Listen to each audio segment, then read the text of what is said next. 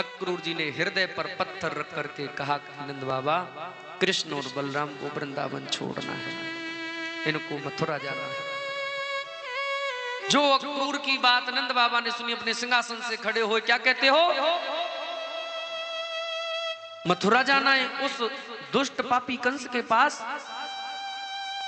अक्रूर जी आप ये बोल भी कैसे सकते? क्या पता नहीं आपको कंस रात और दिन मेरे बालकों को मारने के कितने प्रयास करता है।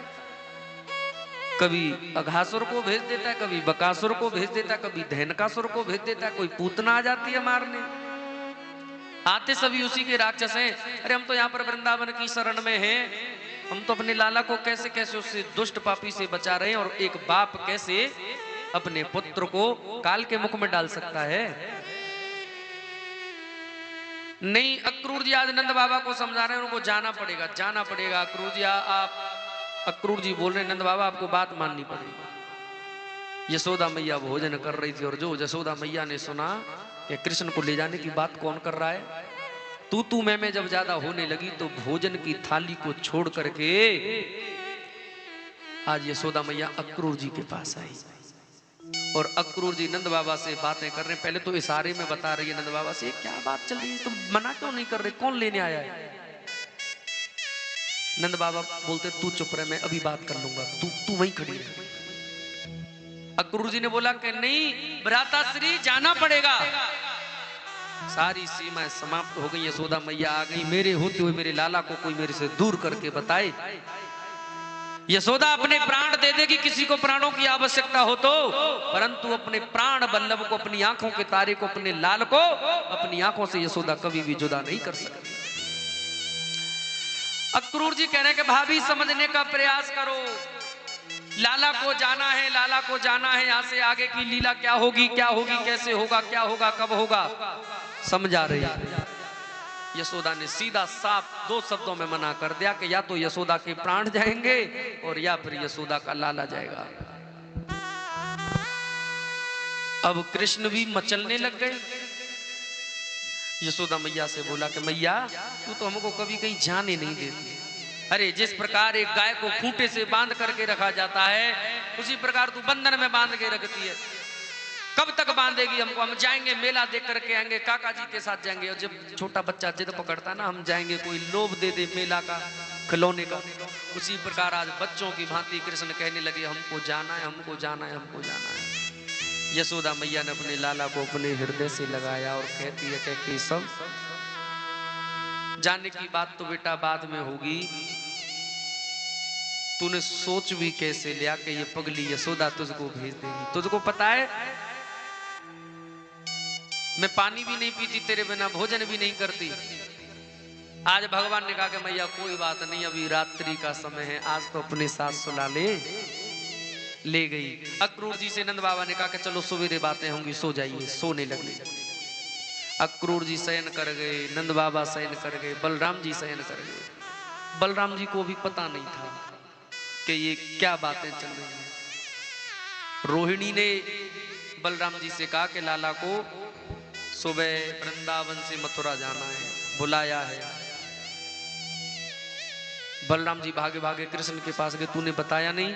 कृष्ण ने कहा कि मैं चला जाऊंगा तो पीछे से आप तो संभाल लोगे ना? नहीं कन्हुआ, हम दोनों भाई आज तक अलग नहीं हुए, तूने ऐसे कैसे सोच लिया कि मुझको छोड़ करके चला जाएगा? मैं भी तेरे साथ जाऊंगा। जिस प्रकार लक्ष्मण जी राम जी के साथ जाने के लिए जिद करके बैठ गए थे कि मैं जाऊंगा जाऊंगा जाऊंगा, और ये लक्ष्मण त्रेता युग में छोटे थे और द्वापर युग में बड़े बलराम बन करके आए। क्यों बन करके आए हैं? क्योंकि लक्ष्मण सभी आज्ञाओं का पालन करते थे राम जी की का। राम जी जो भी आज्ञा दे दें सबका पालन करते थे।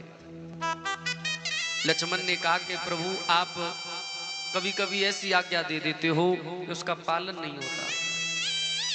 राम जी ने कहा कि कोई बात नहीं लक्ष्मण, इस युग में हम बड़े बन करके आए हैं, तुम छोटे बन करके आए हो। अगले द्वापर युग में आप बड़े बन करके आना, हम छोटे बन करके आएंगे। अब हम आज्ञा दे रहे, जब आप आज्ञा दोगे तब हम उस आज्ञा का पालन करेंगे। आज दाऊ भैया ने वही बात याद दिला दी कि अब हम बड़े जैसी आज्ञा हम देंगे वो आपको माननी पड़ेगी।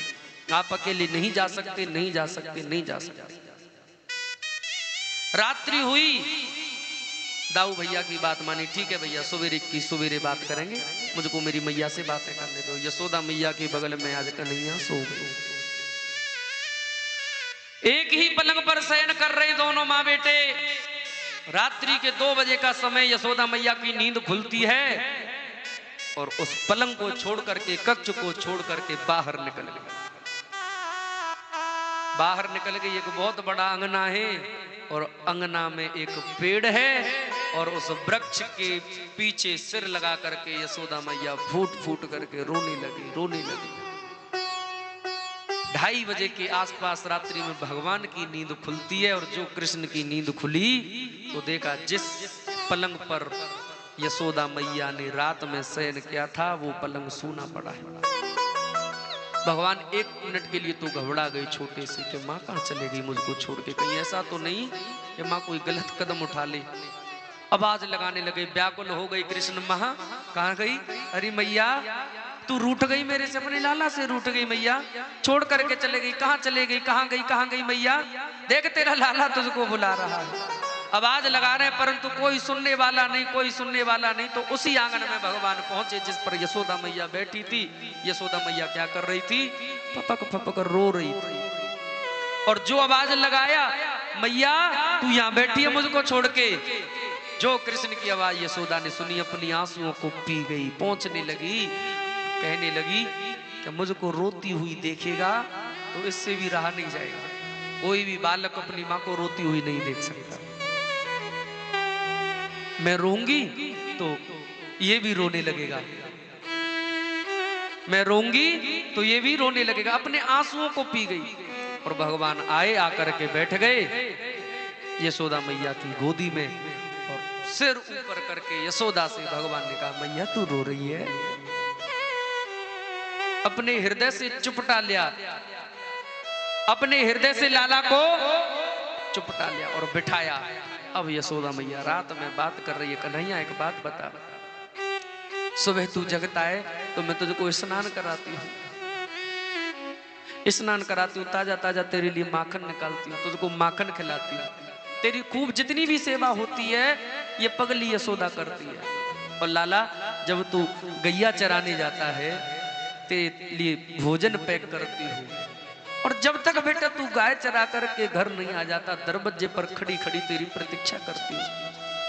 सबसे पहले तो कान्हा ये बता, मेरी सेवा में कौन सी कमी रह गई जो तूने रात में ये बोल दिया था कि मुझको जाना है? कौन सा प्रेम मैं तुझको नहीं दे पाई? भगवान ने कहा कि मैया ये कन्हैया कितने भी जन्म ले ले परंतु तेरे प्रेम से कभी भी ये ऋण नहीं रह सकता, ऋणी रहेगा। तो बेटा तू क्यों जाने की बोल रहा है? मैं कैसे जीऊंगी तेरे बिन? उस समय भगवान ने माँ का मन रखने के लिए झूठ बोल दिया। कौन सा झूठ बोला? कान्हा ने कहा कि मैया तू तो ऐसे रो रही है कि तुझको मैं जीवन भर के लिए छोड़कर जा रहा हूं। देख कल जाऊंगा, कल वहां पर रहूंगा और परसों में तेरे पास आ जाऊंगा। 2 दिन मां मैया यशोदा को एक आशा की उम्मीद जगी के 2 दिन, परंतु महाराज परसों के चक्कर में यहां बरसों बीत जाएंगे उसको नहीं पता था। यशोदा मैया ने कहा परसों आ जाएगा लाला तू, और माँ देख जब मैं जाऊंगा ना तो वहां पर मेला होगा, मैं मेला देखूंगा और मुझको पुरस्कार मिलेगा। हो सकता है वहां के मथुरा के लोग मेरे को सोने का मुकुट पहनाएं। यशोदा मैया भोली भाली बातों में आ गई, उस नटखट की बातों में आ गई। मेरा लाला राजा बनेगा, मेरे लाला के मुकुट पर मोर मुकुट की जगह सोने का मुकुट होगा। हाँ सोने का मुकुट होगा, मैं जीत करके आऊंगा। और देख आज तक मैंने जितने भी प्रतियोगिताएं या खेल खेले सभी में जीत हुई है ना, इस मेले में भी मेरी जीत हुई। तू तो बस आशीर्वाद दे। हाथ पकड़ करके कन्हैया ले गए, पलंग पर सुलाया। 4 बजे का समय होता है। आज 4 बजे पहली बार भगवान अपनी नींद को त्यागते हैं। आज आज तक तो यशोदा मैया लाला को उठाती थी, नहीं उठते थे, और सोने दे और सोने दे और सोने दे। आज पहली बार क्यों उठे? उठे भी, स्नान भी किए, तैयार भी होने लगे। जिस चोटी को भगवान की को यशोदा मैया बनाती, आज केसों को भगवान पहली बार बनाने लगे। भगवान समझ जाते कि यहाँ से जाऊंगा तो वहां पर मुझको सजाने वाला, जगाने वाला कोई नहीं होगा। मुझको खुद ही संभलना है, खुद ही रहना है, खुद ही खाना है, खुद ही पीना है। यशोदा मैया ने जो आंख खोल करके देखा, इतनी भयंकर रुदन करने लगी और जो हिलकियां आने लगी यशोदा मैया की। पीछे मुड़ करके भगवान ने नजर डाल करके देखा, फिर कहा मैया क्या हुआ?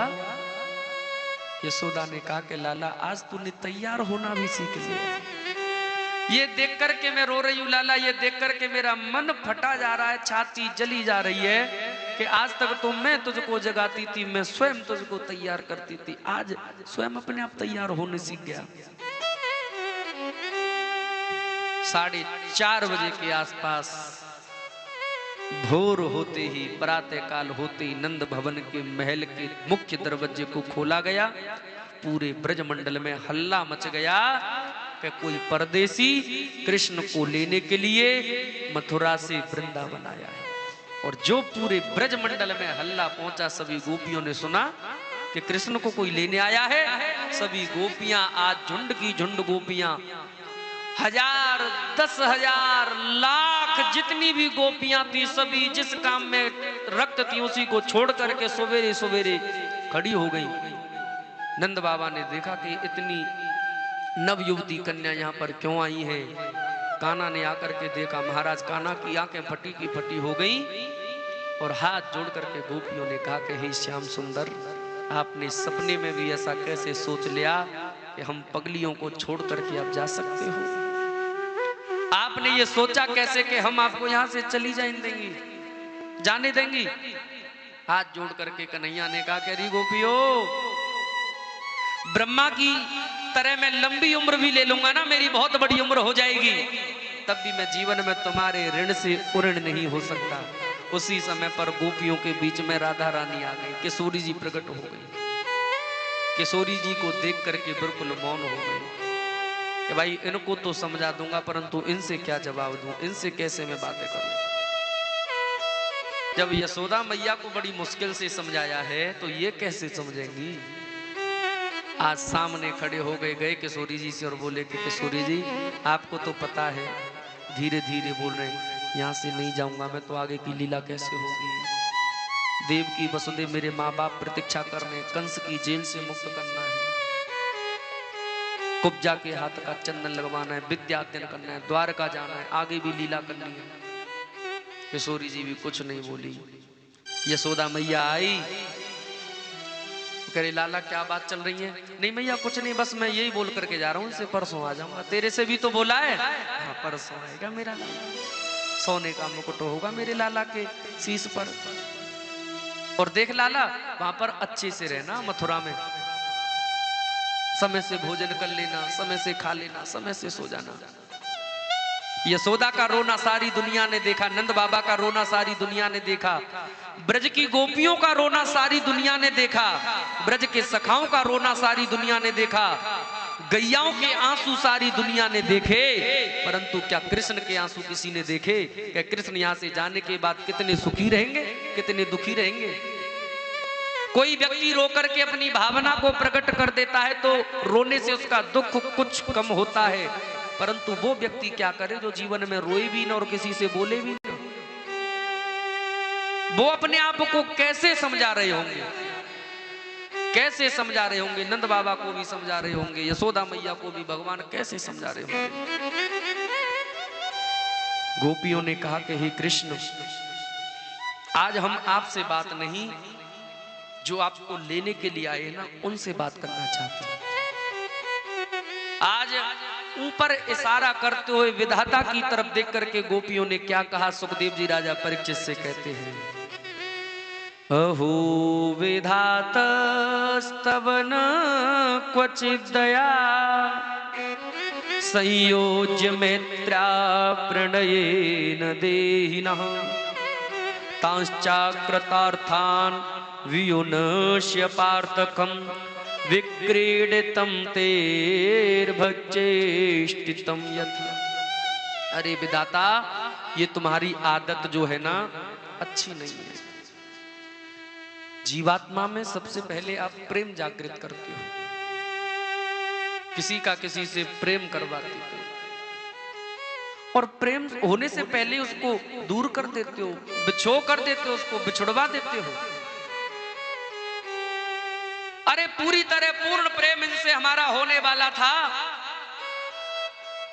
अभी तो लीला करे, अभी तो रास किया, अभी तो और भी इनके साथ रहना था, और मिलन से पहले ही जुदाई की सोच ली आपने। ये कब तक तुम्हारा खेल चलेगा, कब तक तुम्हारा नाटक चलेगा? हाथ जोड़ करके कन्हैया आगे चलने लगे, रथ में बैठ गए, रथ को इशारा दिया, अक्रूर जी से कहा कि चलो। अब कुछ कठोरता दिखानी पड़ेगी, परंतु अंदर से भगवान रो रहे हैं। गोपियां आज रथ के सामने लेट गई। अक्रूर जी से कहा कि अक्रूर, हम नहीं रोकेंगे आपको, कृष्ण हम नहीं रोकेंगे आपको, आप जाओ। अरे वो प्रेम ही कैसा जिसमें प्रेमी की कुशलता न हो, वो प्रेम ही क्या जिसमें हम प्रेमी की बात ही ना माने। परंतु एक बात बताएं कृष्ण, जाते जाते एक चीज दे जाओ। क्या? ये रथ हमारी गर्दन के ऊपर से चढ़ा करके चले जाओ। जीवन में आपको रोकना तो क्या, देखेंगे भी नहीं, ना रहेंगे रहे बांस न बजे बांस।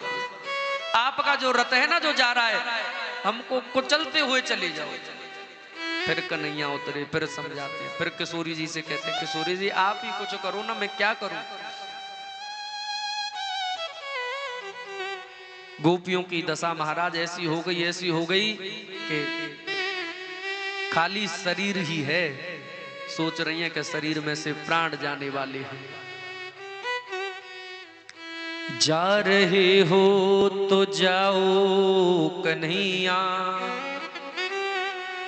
लेकिन इतना रहम करते जाओ,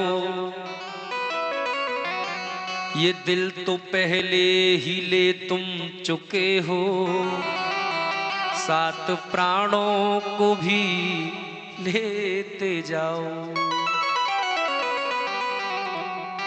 प्रेम विरहा में जल जाएंगे हम, तेरी यादों में खो जाएंगे हम, कैसे दीदार कर पाएंगे हम, तेरे जाने से मर जाएंगे। प्यार के मोड़ पर मिल गए हो मगर उम्र भर साथ देने का वादा करो। आ गए हो तो जाने की जिद ना करो, और प्रभु जा रहे हो तो आने का वादा करो। आ गए हो तो जाने की जिद ना करो, जा रहे हो तो आने का वादा करो, कब आओगे। गोपियों से कहा भगवान ने कि मैं जल्दी आऊंगा, मेरी प्रतीक्षा करना। चलने लगे चलने लगे चलने लगे, भागती हुई पीछे से वो यशोदा आई, गिरती जाए और कहती जाए भैया रथ रोको रथ रोको रथ रोको। आज यशोदा आई, भगवान ने कहा कि मैया क्या हुआ, क्यों रो रही है तू, क्यों रो रही है। लाला तू बहुत झूठ बोलता है, आज पता चला तेरी झूठ का। क्या पता चला? यशोदा ने बता दिया, मुझको पता चला है कि बेटा तुम यशोदा नंदन नहीं, तुम तो देवकी नंदन हो। तुम नंद नंदन नहीं, तुम वसुदेव नंदन हो। अरे लाला मेरा क्या अधिकार मैं तुमको जाने से रोकूं। ये पगली एक निवेदन करना चाहती है। क्या? जब तुम मथुरा में जाओ ना तो बेटा उस बात को भूल जाना जब तूने एक माखन के मटके मेरे फोड़े थे। भरा हुआ था माखन मटकों में, तूने फोड़ दिया था तो मैंने तुझको ऊखल से बांध दिया था, ऊखल से बांध दिया था। और ऊखल से जब तुझको बांधा था, धूप में तू बहुत बंधा हुआ था। उस समय ना मैंने तेरे आंसू नहीं देखे। जब तू मथुरा में जाए तो लाला उस बात को याद मत करना कि एक माखन के मटके के बराबर भी कन्हैया की औकात नहीं, इतनी भी मेरी औकात नहीं कि बताओ मैंने एक माखन की मटकी मैया की फोड़ दी तो उसके बदले ऊखल से बांध दिया। मेरा कोई अधिकार नहीं लाला तुझको रोकने का, कोई अधिकार नहीं। मैं होती कौन हूं? जन्म देने वाली तो कोई और है, पालने वाली का क्या अधिकार होता है? जन्म देने वाली कोई और है, पालने वाली का क्या अधिकार होता है? मेरा क्या अधिकार? नैया आज रथ से कूद करके मैया को अपने हृदय से लगा करके कहा कि मैया तू आज इस बात को बोल रही है? तेरा कृष्ण मां संसार के सभी बंधनों को भूल सकता है, तेरा लाला कन्हैया मैया सब कुछ छोड़ सकता है।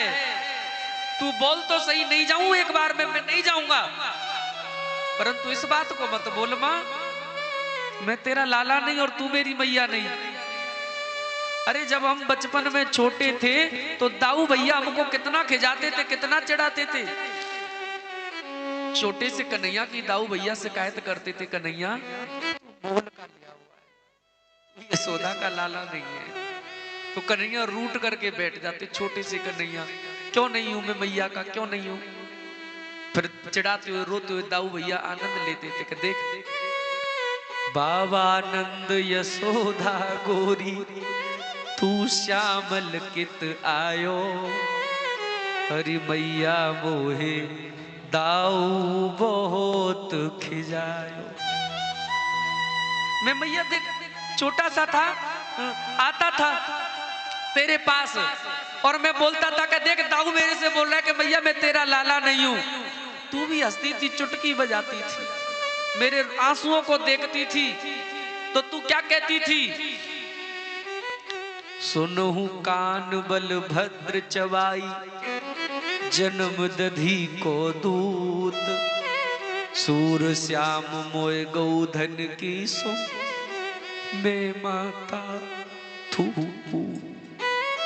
तू गैया की कसम खा करके कहती थी मैया कि मैं गैया की कसम खा रही हूं, का ना मैं तेरी माँ हूं और तू मेरा पुत्र है। और आज अपने मुंह से तू क्या बोल रही है?